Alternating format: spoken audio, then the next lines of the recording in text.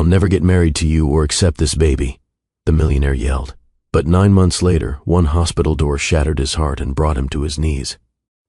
Cruz Johnston never ran. People adjusted their pace to match his, assistants, investors, entire boardrooms, but tonight his shoes struck the hospital floor in uneven rhythm, breath tight, tie half loosened as if he'd forgotten he was supposed to look composed. He pushed through the sliding doors and barely noticed the receptionist calling after him. "Sir, you need to sign in." "Later," he said, voice rough, already moving again. The hallway stretched forward in a straight line that felt longer than any deal he'd ever negotiated.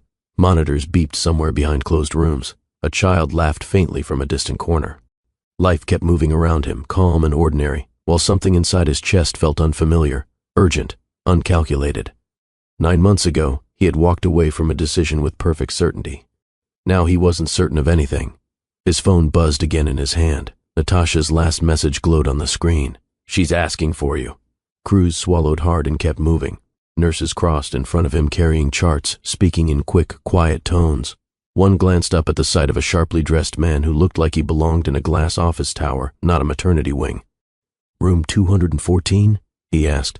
She nodded toward the far end. "Second left. Thank you." He turned the corner too fast, nearly colliding with a rolling cart. The nurse pushing it steadied the tray and gave him a patient smile. "Take a breath," she said gently. He nodded, though he didn't slow down. His company, Johnston Urban Development, ran on careful timing, calculated risks, contracts signed months before anyone else even saw an opportunity. He built entire neighborhoods out of empty lots because he never moved without certainty. Tonight felt like stepping into a space without a blueprint. The closer he got, the quieter everything seemed. Even his thoughts softened into one repeating question. Would she want him there? He reached the hallway where the room numbers began with 210. His steps faltered, then resumed. Before he saw her, he heard her. Soft, tired, warm in a way that made his chest ache. "She has your eyes," Brisa murmured inside the room, voice gentle enough that he almost missed it through the door. Cruz stopped. The world narrowed to that single sound, the same voice that once teased him across a bookstore counter, the same voice that told him safe didn't always mean alive. He lifted his hand toward the door but didn't touch it. 9 months earlier, he had spoken a sentence he couldn't erase. He remembered the way her shoulders straightened when he said it, the quiet way she left instead of fighting. Now she was only a few feet away, holding a life he had refused. A nurse stepped out of a nearby room and paused beside him. "You okay?" He nodded once, eyes fixed on the door. "I just need a minute." The nurse gave him a small, understanding smile and moved on. Inside, the faint rustle of blankets sounded, followed by the softest laugh he'd ever heard from Brisa, fragile but real. Something shifted inside him. Cruz leaned back against the wall, staring at the number on the door. How many decisions did it take to end up here? Cruz Johnston had spent years designing a future that made sense on paper. Investors trusted him. Cities trusted him. Even strangers trusted him to shape skylines. But one sentence, spoken in fear, had drawn a line between who he was and who he could have been. He exhaled slowly. "I don't even know if I deserve to be here," he whispered to no one. The hallway answered with silence. If you're new here, welcome back to Mr. Cooper's Stories, where every journey starts with a choice, and sometimes the hardest part is admitting you were wrong. Cruz straightened his jacket automatically, a habit he couldn't shake, even now. Somewhere behind that door was Brisa Ward, the woman who never cared about his money, his reputation, or the headlines that followed him. She cared about the person underneath all of it, and tonight he had to decide whether he would walk away again, or finally step forward. "Before we go further, tell me something. What was your first impression of Cruz when you saw him running down that hallway? Confident? Afraid? Or just a man who waited too long? And if stories about real choices and second chances mean something to you, don't forget to stay with us and subscribe so you don't miss what comes next." Cruz took a slow breath, grounding himself. The words sounded distant in his mind, replaced by a memory of Brisa's laughter, echoing through a rainy street months earlier. He reached for the door again. His hand stopped just short. The hallway faded into the rhythm of falling rain against a cafe window. Brooklyn felt alive in a way Manhattan never did. Music drifting from open doors, people arguing about art like it actually mattered. Cruz stood outside a small bookstore cafe, jacket damp at the shoulders, checking the time on his watch. He had ducked inside only to escape a sudden downpour after a long meeting about a new waterfront project. The scent of coffee and paper greeted him first, warm and inviting. Behind the counter, Brisa Ward stood arguing with a delivery driver, arms crossed but eyes bright. "I ordered poetry," she said firmly. You signed for philosophy, the driver replied, tapping a tablet. Because someone mixed them up, she said, laughing softly. One makes you think too much. The other lets you feel. Cruz paused near the entrance, watching the exchange with quiet amusement. She turned toward him suddenly. Sorry, give me 1 second. No rush, he said. When the driver left, she faced him fully, brushing a strand of hair from her face. What can I get you? Coffee, he replied. She tilted her head. Good coffee or regret coffee? A corner of his mouth lifted. Good.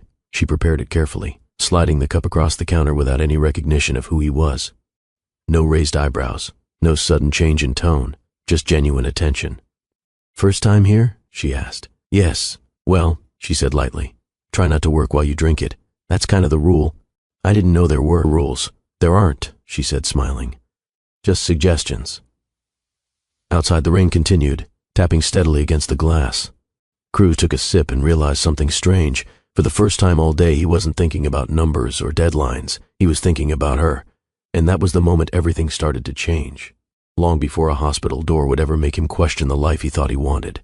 The bell above the cafe door chimed softly as Cruz stepped further inside, shaking rain from his coat. The space felt smaller than anywhere he usually spent time.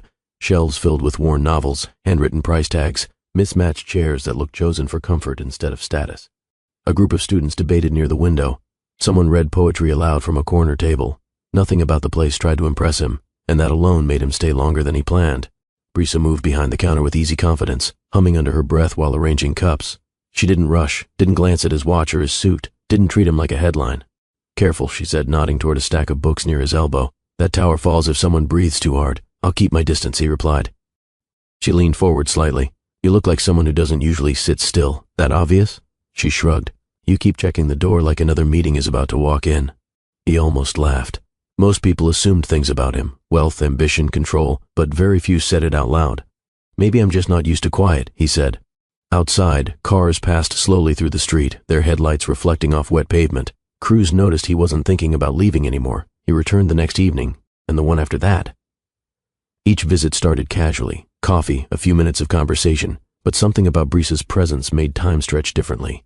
She asked questions without pressure, listening as if his answers mattered beyond small talk. What do you actually build? She asked one night, leaning against the counter as the cafe emptied. Well, she replied, sliding a napkin toward him, you picked the wrong cafe for that. Quiet doesn't last here. Communities, he said. Residential projects, mixed-use spaces, things that last. That sounds serious. It is. She studied him for a moment. Do you ever build something just because it feels right, not because it makes sense? He hesitated. I don't make decisions that way.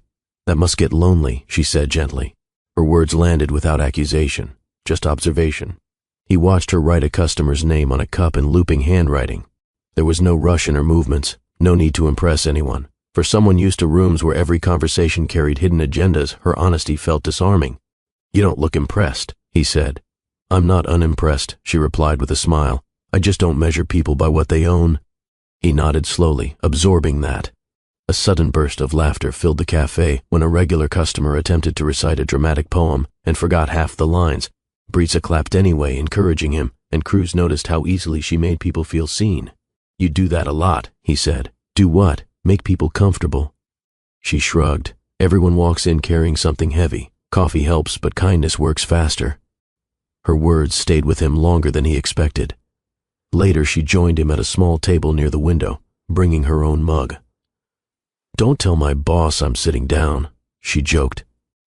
You are the boss, he replied. She grinned. Exactly. The rain outside softened into a steady rhythm against the glass. Cruz watched her tuck her feet beneath the chair, completely at ease. Why this place? He asked. My aunt owned it before me, she said. I kept it alive because it felt like home. People need spaces that aren't about winning. He considered that. His world revolved around outcomes, profit margins, timelines, negotiations, but here, success looked like laughter and shared silence. When he finished his drink, he didn't stand up immediately.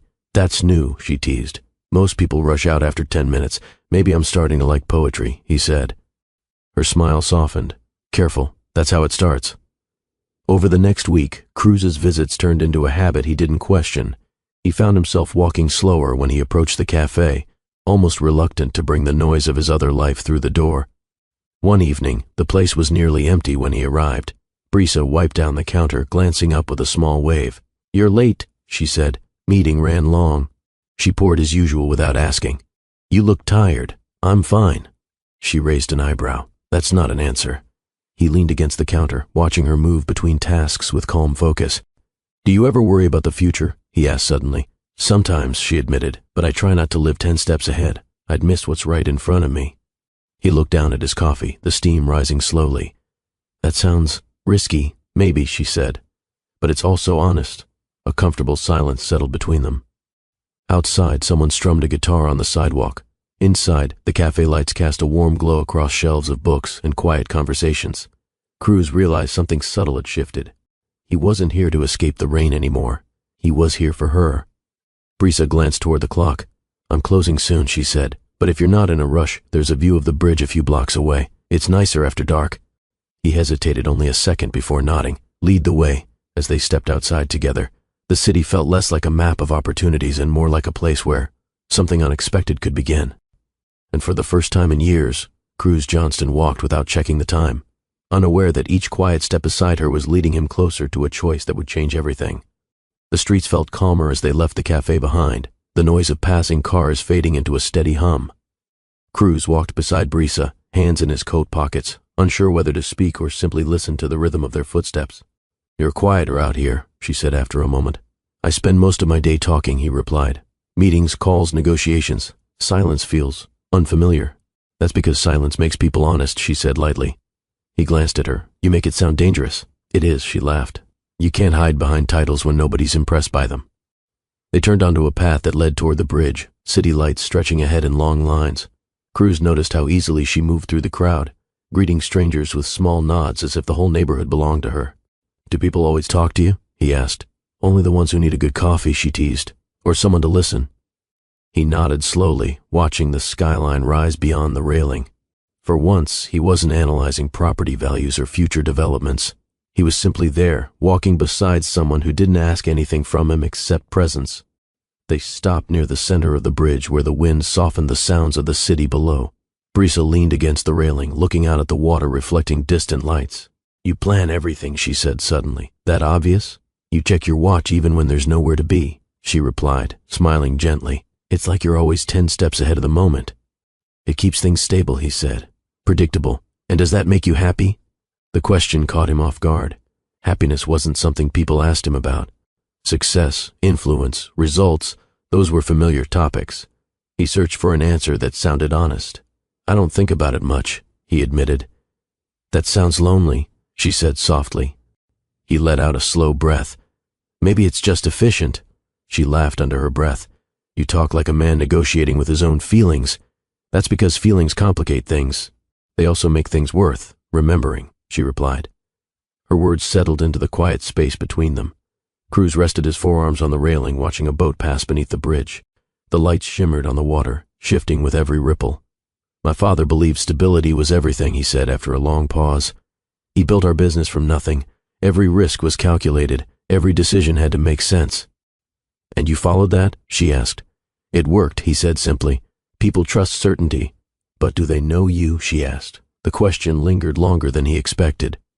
He turned toward her, noticing the way the wind moved a strand of hair across her cheek. "Not many," he admitted.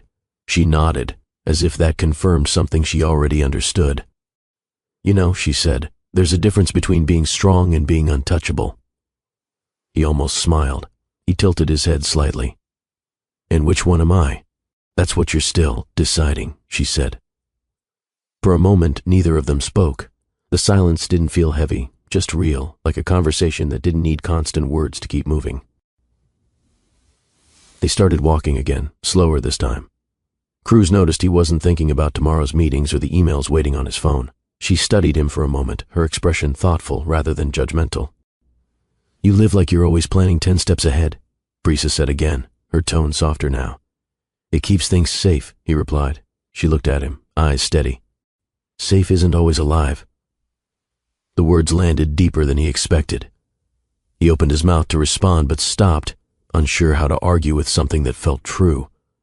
For years he had built a life designed to avoid uncertainty, relationships that never demanded too much, routines that never left room for chaos.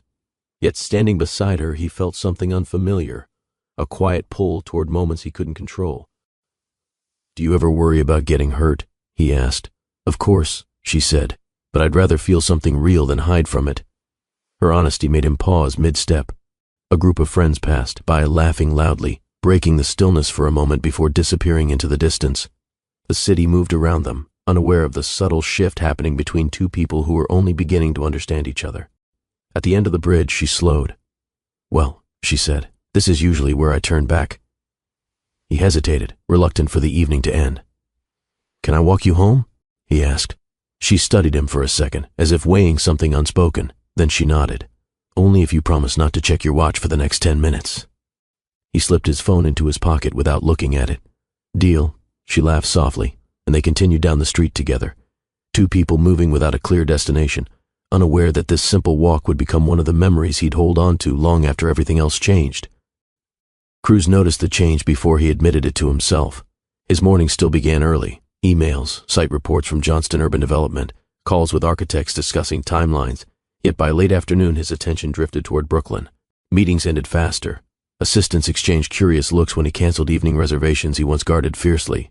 One Thursday, his chief operations manager stepped into his office holding a stack of proposals. "You're leaving early again?" she asked carefully. "I've reviewed everything," he replied, signing the last page. "Send the revisions tomorrow." She hesitated. "You've been different lately." He met her gaze. "Different how?" "Less distant," she said, choosing her words. "Not bad. Just unexpected." He nodded without explanation, grabbing his coat. The elevator ride down felt shorter than usual, anticipation replacing the constant hum of work in his mind. By the time he reached the cafe, Brisa was laughing with a customer over a stack of returned books. "You're early," she said when she spotted him. "I finished work," he replied. "That sounds suspicious," she teased. "Are you sure you didn't escape?" He allowed himself a small smile. Maybe a little for someone who built his life on structure. Showing up without a strict reason felt unfamiliar and strangely freeing. Their time together shifted from casual conversation to something softer, more natural. They walked through quiet side streets, stopping to watch a street musician play an old guitar. Sometimes they talked for hours, other times they sat in silence, sharing a slice of cake from a bakery that stayed open late. One evening, they ended up at a small diner near the water. Neon lights reflected across the table as Brisa slid a milkshake toward him. "You always order coffee," she said. "Tonight you're trying something different." "I'm expanding my horizons," he replied. She laughed. "That sounds like a business statement." "It might be," he admitted. They clinked their glasses together lightly. "Tell me something honest," she said after a moment. "Not the version you give in meetings." He considered the question, tapping his fingers lightly against the table. "I don't know how to slow down," he said finally. "If I stop planning, I feel like everything could fall apart." She nodded thoughtfully. "And yet, you're sitting here." He glanced around the diner, the quiet chatter, the hum of a refrigerator behind the counter, realizing she was right. For once, he wasn't calculating outcomes. "You're dangerous," he said, half joking. "Why?" "You make ordinary moments feel important." Her expression softened. Maybe they always were. Another night, they walked along the river, city lights stretching across the water like scattered stars. Brisa reached for his hand but paused just short. "Is this okay?" she asked gently. He hesitated only a second before nodding. "It is." Her fingers intertwined with his, warm and steady.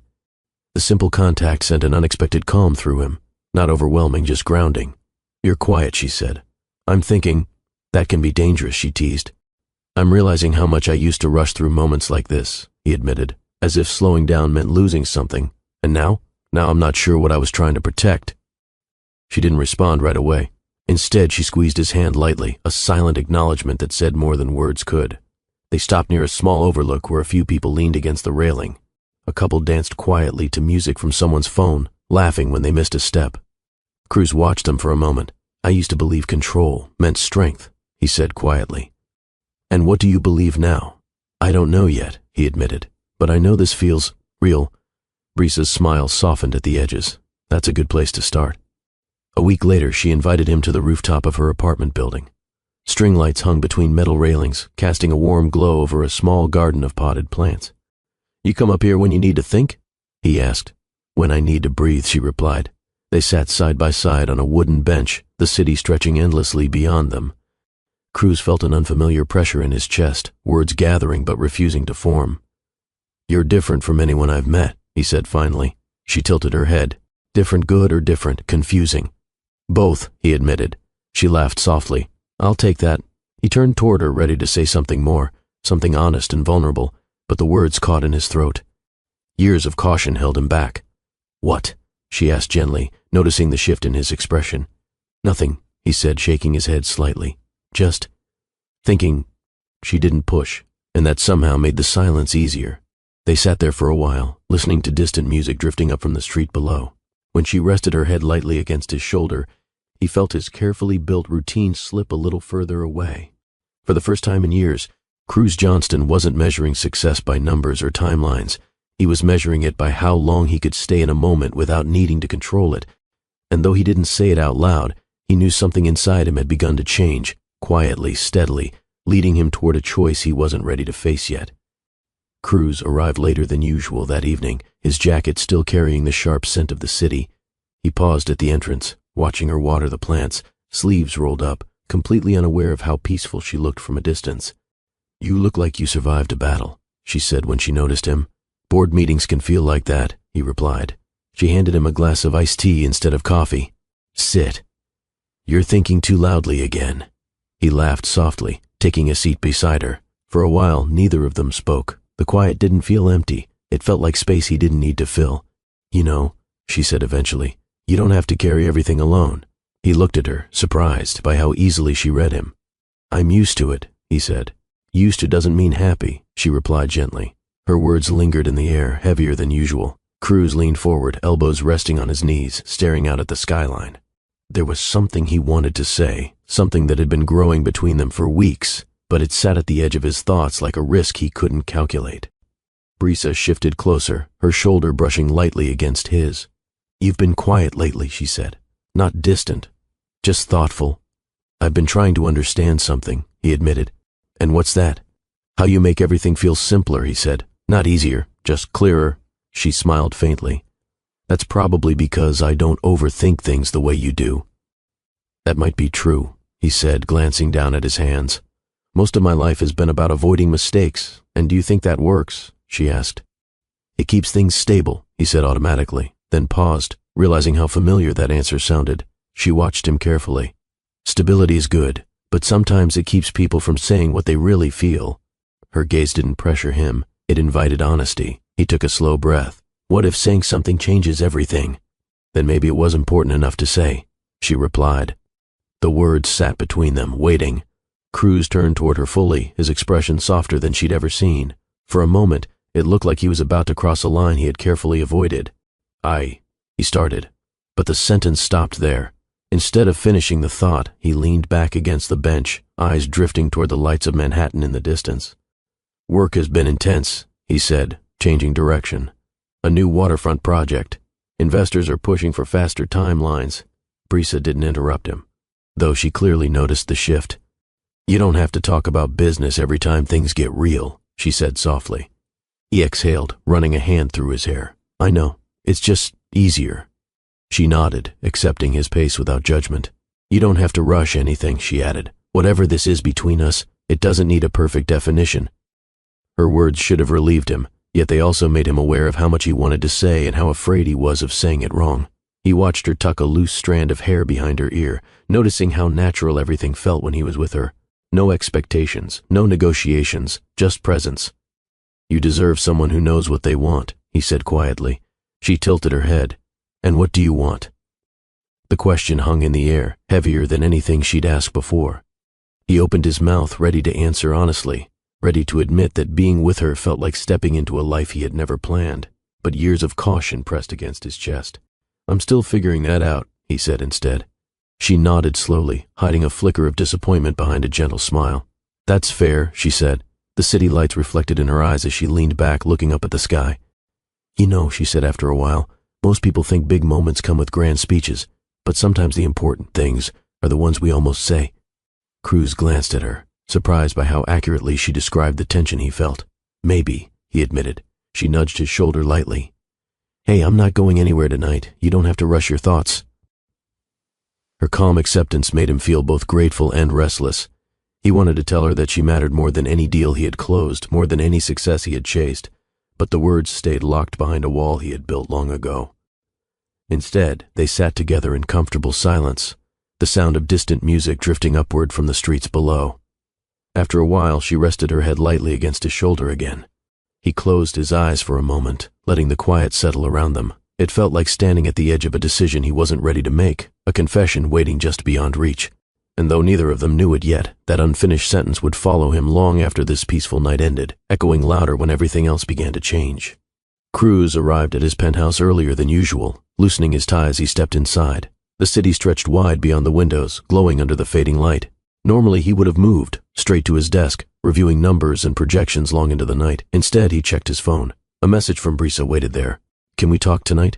The words were simple, but something about them felt heavier than usual. He replied immediately. "Come over." An hour later, the elevator doors opened and she stepped into his apartment, carrying the same calm presence she always brought with her.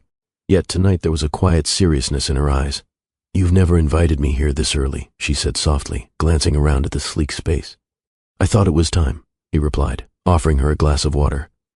She accepted it but didn't sit right away. Her gaze lingered on the skyline, then returned to him. "You've built a life that feels very controlled," she said gently. "It works," he answered. She nodded, though her expression remained thoughtful. Dinner sat untouched on the table between them, a rare sign that he wasn't fully focused on routine. The silence stretched longer than usual, filled with something unspoken. "Cruz," she began, her voice steady but softer than he'd ever heard it. "There's something I need to tell you." He leaned back slightly, giving her space. "What is it?" She exhaled slowly, gathering her courage. "I'm pregnant." The words didn't echo or explode. They settled quietly in the room, almost gentle, yet they shifted everything. Cruz blinked once, as if his mind needed a moment to catch up. "Pregnant," he repeated, the word unfamiliar on his tongue. She nodded. "I found out a few days ago. I wanted to tell you in person." He stood up automatically, pacing a few steps toward the window.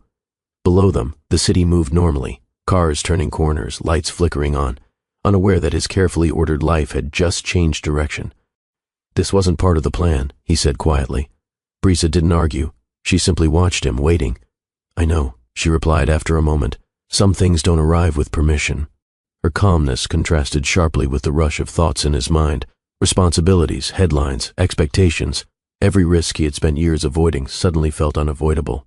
He turned back toward her. "How do you feel about it?" "Nervous," she admitted, "but also hopeful." Her honesty made his chest tighten. Cruz walked slowly back toward the table, his movements careful, measured.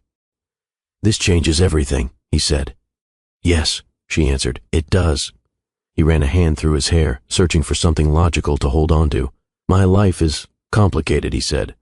"The company is expanding. Investors expect stability. I've never—" He stopped, unable to finish the thought. "Never imagined being a father?" she asked gently. He didn't respond immediately. The idea felt enormous. Not just a child, but a future he had never allowed himself to picture. He had always believed that staying in control meant avoiding risks that could reshape his life overnight. Brisa stepped closer, her voice calm. "I'm not here to trap you into anything. I just wanted you to know." Her words weren't demanding. They carried quiet strength, leaving the decision space open rather than forcing it. That openness made the pressure feel even heavier. He looked at her, the woman who had slowly drawn him out of his carefully guarded world, and felt something inside him pull in two directions at once. One side wanted to step forward, to accept the unknown. The other clung tightly to the life he had spent years building. Silence filled the penthouse again. Outside, a helicopter passed slowly across the skyline, its distant hum fading into the night. Cruz rested his hands on the back of a chair, trying to steady his thoughts. "I don't know if I'm ready for this," he said finally. Brisa didn't look surprised. "I didn't expect you to have all the answers tonight," she said. "I just needed you to hear the truth." Her composure made him feel both grateful and uneasy. "What do you want from me?" he asked. She considered the question carefully. "Honesty," she said. "Nothing more." He nodded slowly, though he wasn't sure what honesty looked like in a moment like this. Every instinct pushed him toward caution, toward protecting the structure of his life before anything else. She moved toward the window, standing beside him as they both looked out at the city lights. "No matter what happens," she said quietly, "this is real, and I'm not afraid of it." Her courage contrasted sharply with the uncertainty building inside him. He opened his mouth to respond, feeling the weight of a decision forming, one that would either bring them closer or create a distance neither of them could ignore. The room felt still, suspended between two futures, and though neither of them knew exactly how the next conversation would unfold, they both sensed that whatever was said next would change everything. The air inside the penthouse grew quieter after Brisa's last words. Cruz stood near the window, hands resting against the cool glass as the city lights reflected across his face. Every instinct told him to find the right response, something measured, something responsible, yet nothing felt steady enough to say out loud. Brisa remained near the table, calm but watchful. "You don't have to decide anything tonight," she said gently. "I just wanted you to know where I am, and what's coming." Her tone wasn't demanding. That made the moment harder. He turned toward her slowly. "This isn't small, Brisa." "I know," she replied. "I'm not pretending it is." He paced once across the room, a habit that surfaced whenever uncertainty crept in. Contracts, negotiations, even conflicts, he always found clarity by moving, by analyzing every possible outcome. But this wasn't a business decision. This was a life he couldn't predict. "You deserve someone who's completely ready," he said quietly. "Someone who can step into this without hesitation." She watched him carefully. "And you think you're not that person?" "I don't know," he admitted. "Everything feels out of control." Her expression softened, though a hint of sadness flickered behind her eyes. "Sometimes control isn't the point," she said. Cruz stopped pacing and faced her fully. "My entire life is built on stability," he said. "I've spent years making sure nothing unexpected could take everything apart. This changes the direction of everything I've planned." Brisa nodded slowly, absorbing his words. "I'm not asking you to abandon your life," she replied. "I'm asking you to be honest about whether there's space in it for us." The word "us" hung between them. He felt a tightening in his chest, not anger, not resentment, just fear disguised as logic. "What if I fail?" he asked quietly. "What if I can't give you what you deserve?" She stepped closer, voice steady. "Then we figure it out together. That's what partnership means." The simplicity of her answer unsettled him more than any argument could. He wanted certainty. She offered trust, and trust felt like standing without a safety net. The words left his mouth before he fully understood them. "I'll never get married to you or accept this baby," he said, voice colder than he intended. "I'm not ready for that life." The sentence hung in the room, sharp and final. For a moment, Brisa didn't move. She simply looked at him, not with anger, but with a quiet sadness that felt heavier than any confrontation. "I see," she said softly. He realized immediately that the words sounded harsher than the fear behind them, but pride and confusion held him still. "This isn't about you," he added quickly. "It's about everything else." She nodded once, absorbing the explanation without interruption. Her calmness made his chest tighten. She reached for her bag slowly, movements steady. "I didn't come here to convince you," she continued. "I came here because I believed you deserved to know the truth." "I do," he said, though the words felt insufficient. She paused near the door, turning back toward him. "I won't beg someone to stay," she said gently. "Not even you." The elevator doors opened, with a soft chime as she stepped inside. Cruz stood frozen in the middle of the room, watching her reflection fade in the closing doors. The silence that followed felt heavier than any argument. He walked slowly back toward the window, staring at the city that once felt so predictable. The skyline hadn't changed. Buildings stood exactly where he expected them to be, yet everything inside him felt unsettled. His phone buzzed with a message from his assistant asking about tomorrow's schedule. He ignored it, replaying the conversation in his mind. Brisa's steady voice, her calm acceptance, the way she didn't try to fight him. He ran a hand across his face, exhaling slowly. "I did the right thing," he murmured to himself, though the words didn't sound convincing. Across the city, life continued without pause, traffic lights shifting, late-night diners filling with quiet conversations. While inside the penthouse, the absence of her presence felt louder than anything else. And though he wouldn't admit it, Cruz Johnston had just spoken a sentence that would follow him long after this night ended, echoing louder with every moment he realized what he had lost.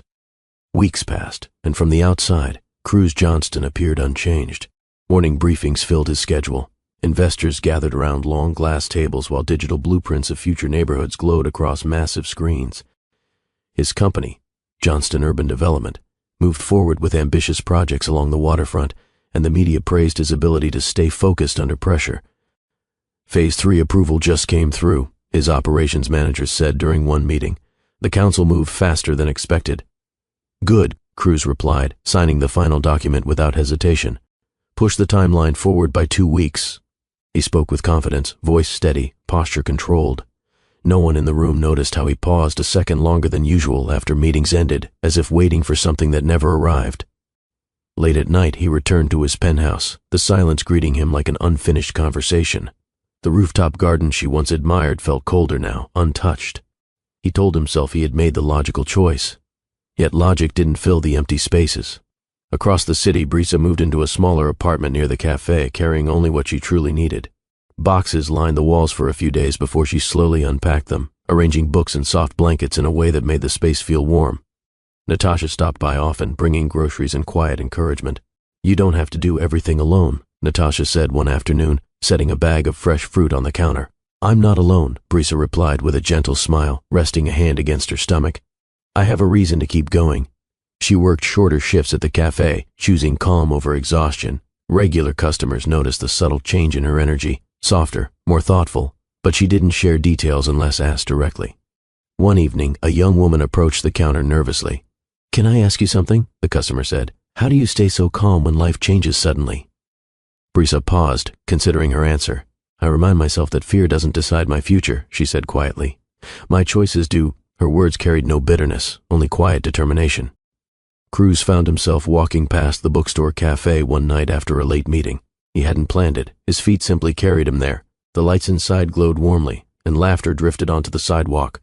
Through the window, he saw Brisa behind the counter, speaking to a group of regulars. She looked steady, not broken, not waiting. He stood there for a moment longer than he intended, hands in his coat pockets. The urge to step inside rose and faded just as quickly.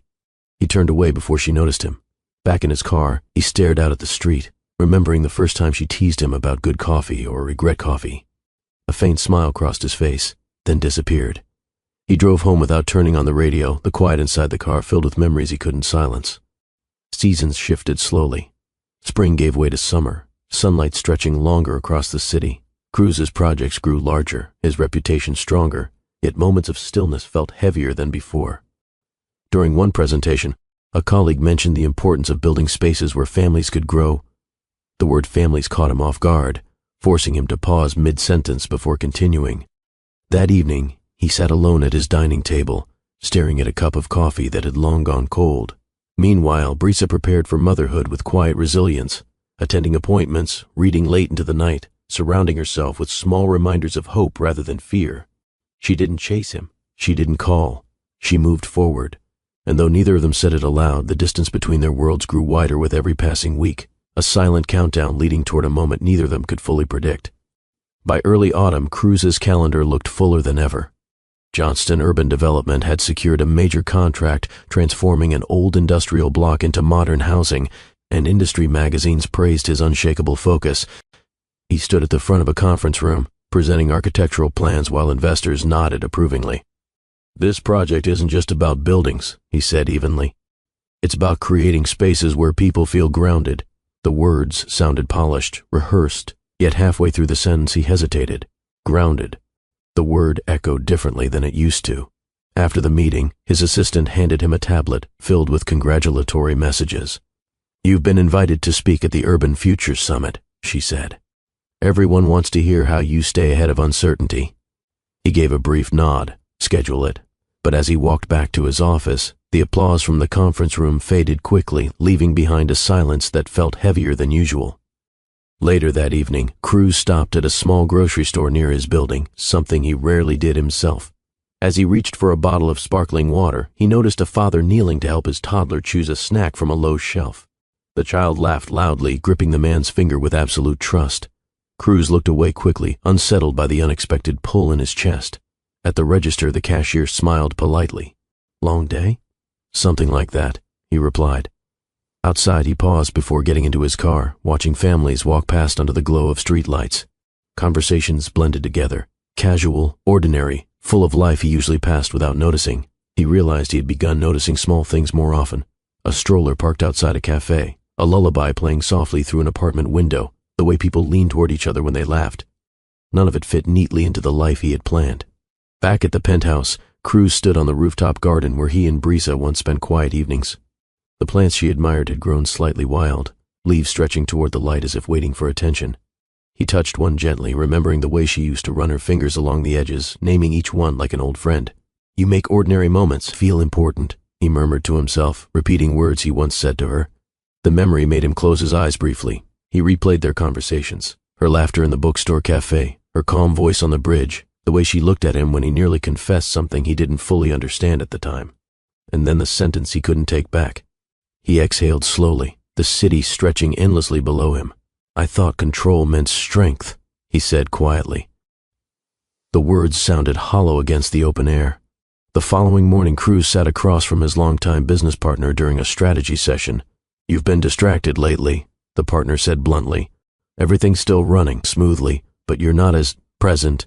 "I'm fine," Cruz replied automatically. "Fine isn't the same as focused," the man said, leaning back in his chair. "Whatever's on your mind, don't let it turn into regret." The comment lingered long after the meeting ended. Later that afternoon, Cruz walked past the bookstore cafe again. This time he slowed down, watching through the window as Brisa laughed with a group of customers. She looked stronger than he remembered, calm, confident, moving forward without hesitation. He almost stepped inside. Almost. Instead, he turned away once more, telling himself it was better to keep distance. Yet as he walked back toward his car, he realized something he'd been avoiding for months. Control had given him success, but it hadn't protected him from missing the one life that might have mattered more than anything he built. The boardroom overlooking the Hudson buzzed with quiet anticipation.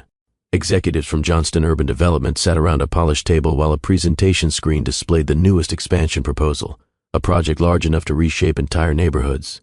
Cruz stood at the head of the room, voice steady, posture composed, guiding the discussion with the calm authority everyone expected from him.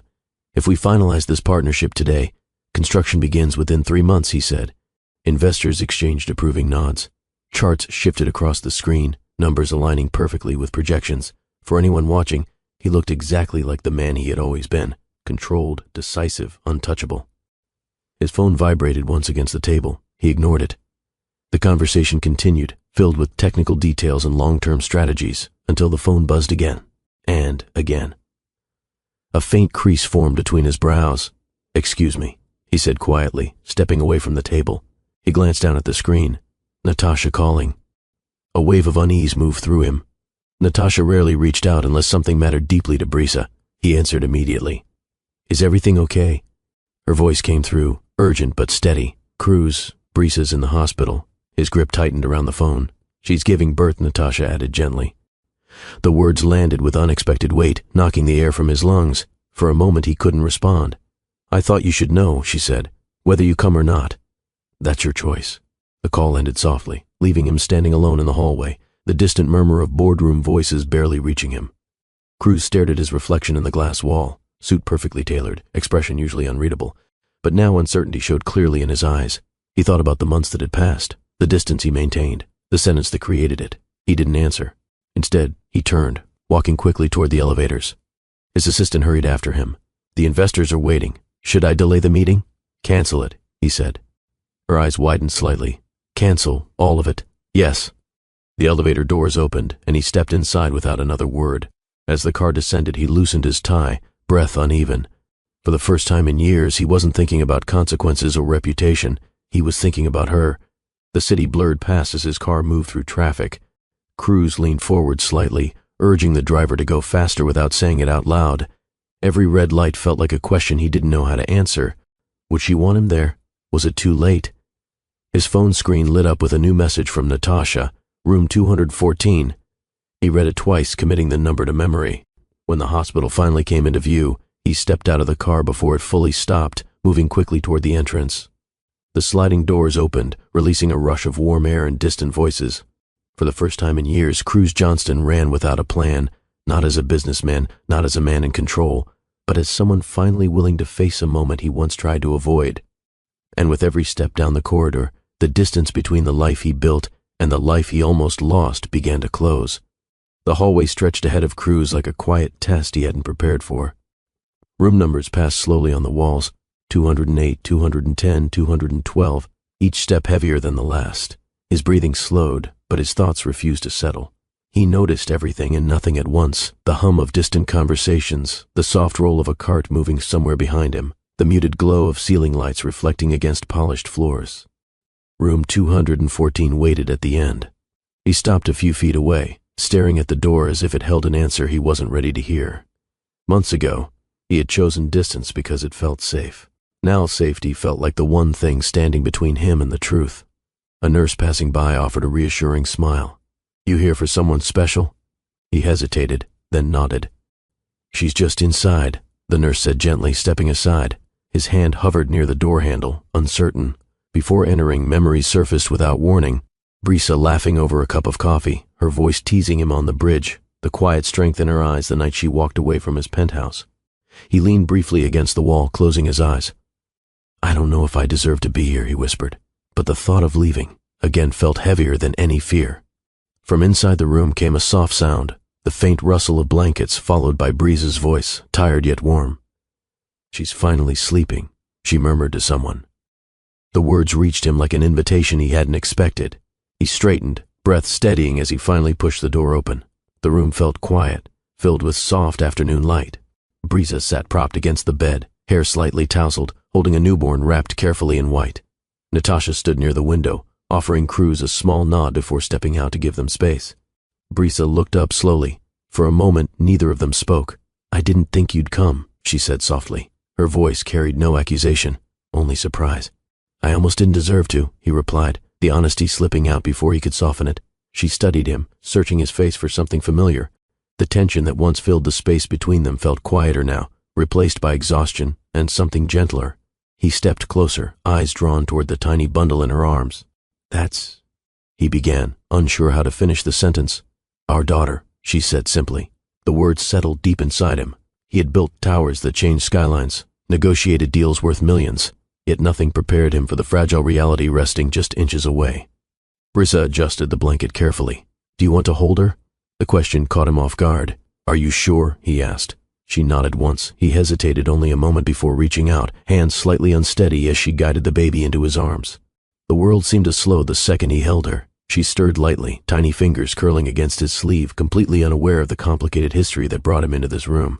Cruz exhaled slowly, something inside him shifting in a way he couldn't explain. "I was afraid," he admitted quietly, eyes fixed on the child. "Not of you, but of loving something I couldn't control." Brisa listened without interrupting. "I thought walking away would protect everything I built," he continued, "but it just showed me how empty control can feel." The baby moved slightly, her small breath warm against his hand. He lowered himself carefully to one knee beside the bed, not dramatic, not rehearsed, just honest. "I don't expect forgiveness," he said softly. "I just want the chance to show up now. If you'll let me." Brisa's expression softened, a mixture of relief and caution crossing her face. "This isn't something you fix in one moment," she said gently. "I know," he replied. "I'm not here to fix anything. I'm here to stay, if that's still possible." She reached out slowly, touching his shoulder. "We'll see," she said. "One day at a time." He nodded, accepting the uncertainty. Outside the window, the city continued moving, unaware that behind one quiet hospital door, a man who once believed strength meant control had finally allowed himself to be vulnerable, and in doing so, stepped into a life he never thought he was ready to live. Cruz remained beside the bed, the newborn resting carefully in his arms. The room felt smaller now, quieter, as if everything outside had faded into the background. He studied her tiny face, the gentle rise and fall of her breathing, the way her hand curled instinctively around his finger. It was a fragile connection, yet stronger than any agreement he had ever signed. "She's calm," he said softly, almost to himself. Brisa watched him closely, exhaustion visible but softened by a faint smile. She's been that way since she arrived. Like she already knows how to listen. He let out a slow breath, feeling something unfamiliar settle inside him. Not pressure, not fear, just presence. "I thought I understood responsibility," he admitted quietly. "But this feels different." "It is," Brisa said gently. "It's not about control. It's about showing up, even when you're unsure." Her words echoed the conversation they once shared on the bridge, only now they carried deeper meaning. He shifted slightly, still kneeling, careful not to wake the baby. "I replayed that night more times than I want to admit," he said. "Every word, every pause. I thought distance would make things easier, but it only made me realize how wrong I was." Brisa listened, her expression calm yet guarded. "You were honest," she said after a moment. "Painful, but honest." "I wasn't brave," he replied. "I was afraid of a future I couldn't predict." She nodded slowly. Fear doesn't make you a bad person. Staying silent forever might have. He glanced up at her, surprised by the softness in her tone. I don't expect you to forget anything, he continued. I just want to learn how to be here now, without pretending I have all the answers. Her gaze softened further, though she didn't rush to close the distance between them emotionally. That's a start, she said. The baby stirred lightly, and Cruz adjusted his hold instinctively. The movement felt natural, as if something inside him had shifted into place without effort. What's her name? He asked. Brisa smiled faintly. Aria.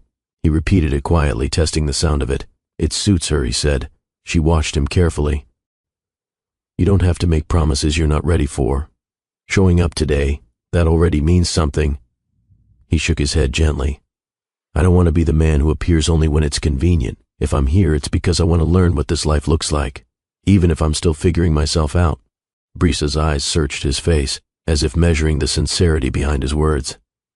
Consistency matters more than grand speeches, she said. I understand that now, he replied. Natasha knocked softly before stepping back into the room, carrying a small bag of food. She paused when she saw Cruz still kneeling beside the bed, holding Aria carefully. Well, she said with a gentle smile. Looks like someone found his place. Cruz stood slowly, handing the baby back to Brisa with surprising reluctance. For what? He asked.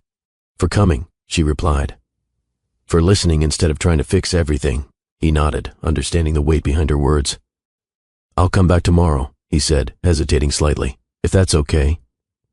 She met his gaze. You don't have to ask permission to be present. Just be consistent. A small smile touched his face, the kind that didn't come from confidence, but from relief.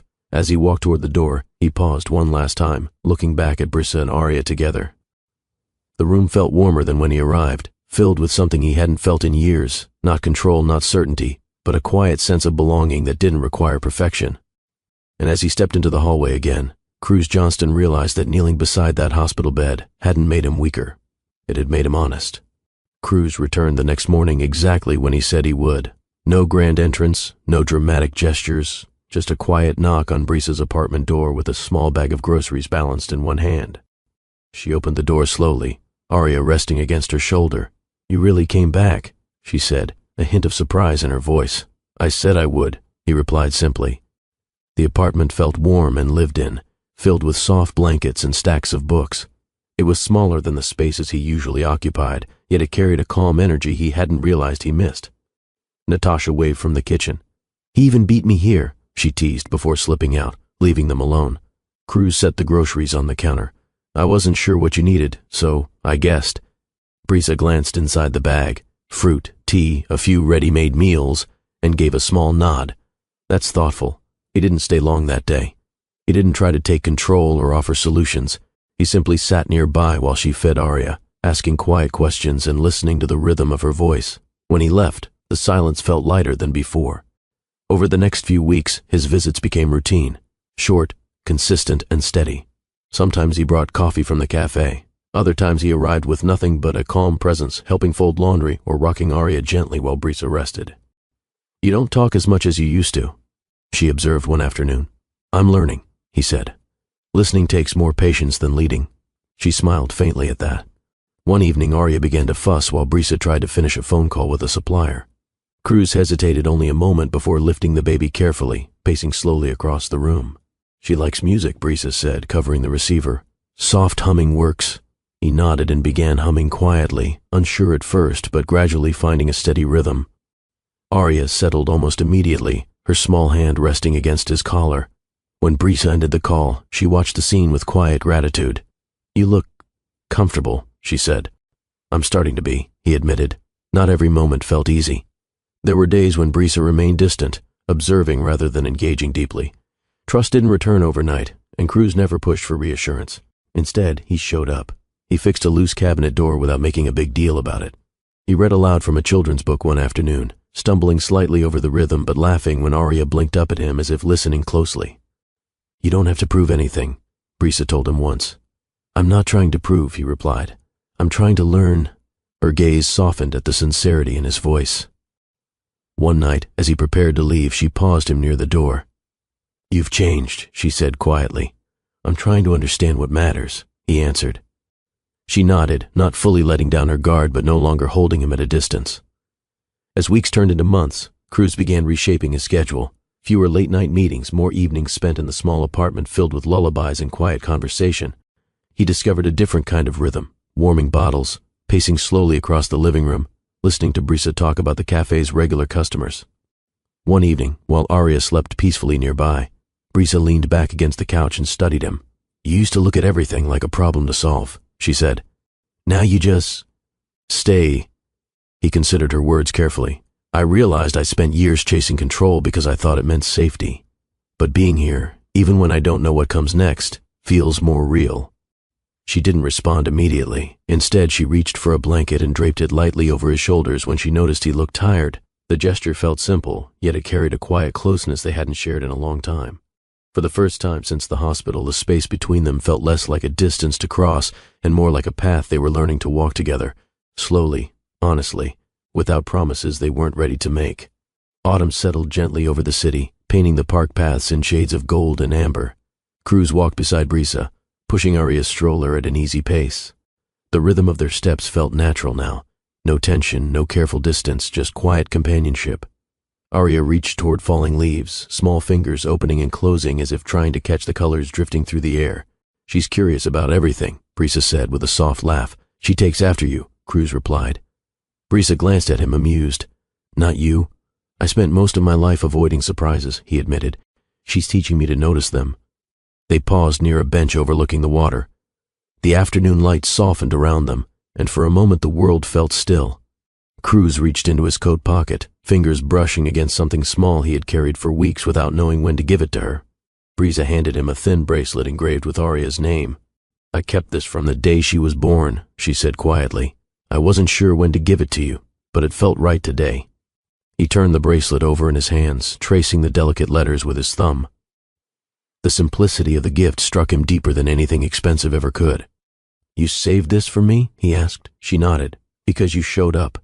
Not perfectly, but honestly." He exhaled slowly, emotion settling behind his steady expression. "I used to think big gestures proved commitment," he said. "Now I know it's the quiet moments that matter most." She watched him carefully, sensing something shifting beneath his calm tone.